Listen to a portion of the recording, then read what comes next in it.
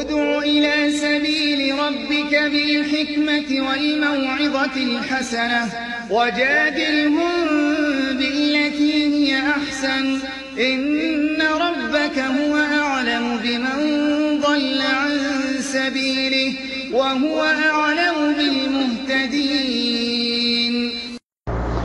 ওয়ালাইকুম আসসালাম ওয়া রাহমাতুল্লাহি ওয়া বারাকাতুহু। আমাদের সম্মানিত ভাই জনাব মোহাম্মদ ওমান থেকে জানতে চেয়েছেন যে এখানে মাঝে মধ্যে সুপার মার্কেট থেকে অফার দেওয়া হয়, পুরস্কার বিতরণ করা হয়।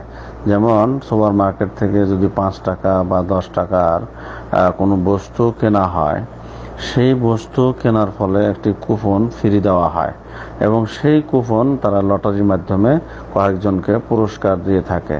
তো এই পুরস্কার শরীয়তসম্মত কিনা? আলহামদুলিল্লাহ ওয়াহদা ওয়া সালাতু ওয়া সালামু আলা রাসূলিল্লাহ আম্মা বা'দ। জি সম্মানিত ভাই, সত্যিকারী অর্থে যদি এরকম হয় যে সুপার মার্কেট থেকে তারা একটা রেট বেঁধে দেয় যে 5 টাকা বা 10 টাকা বা 20 টাকা বা 50 টাকা বা 100 টাকার কোনো জিনিস যদি কেউ কেনে তাহলে তাকে ফ্রি একটা কুপন দেওয়া হবে এবং সেই কুপন লটারি করা হবে এবং সেই লটারির মাধ্যমে 5 জনকে বা 10 জনকে পুরস্কার দেওয়া হবে। তো এই ধরনের যে যারা করে থাকে তারা কয়েকটি দিক থেকে উলামায়ে কেরামগণের কথা পরিষ্কার বলেছেন যে এই ধরনের যারা করে তাদের উদ্দেশ্যই হলো যে কাস্টমারকে বাড়ানো এবং অন্যান্য দোকান থেকে অন্যান্য দোকানে যেন মানুষ কোনো বস্তু কিনতে না যায়, বরং তাদের দোকানেই যেন সে বস্তুগুলো কিনতে আসে এবং মানুষদেরকে তাদের অন্যান্য দোকান থেকে তাদের দোকানের প্রতি দৃষ্টি আকর্ষণের উদ্দেশ্য হয়।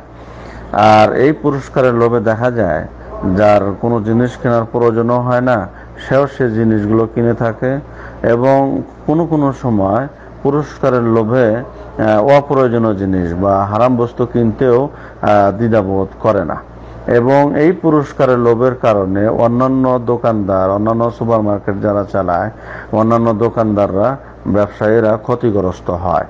তাই এই সমস্ত জিনিসকে সামনে রেখে উলামায়ে মুহাক্কিকিন বলেছেন যে এই ধরনের পুরস্কার গ্রহণ করা ঠিক না।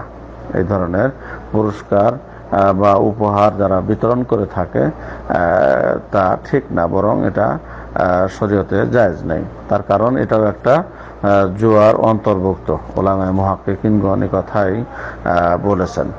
বাকি আল্লাহু আ'লাম বিস-সাওয়াব। আসসালামু আলাইকুম ওয়া রাহমাতুল্লাহি ওয়া বারাকাতুহু।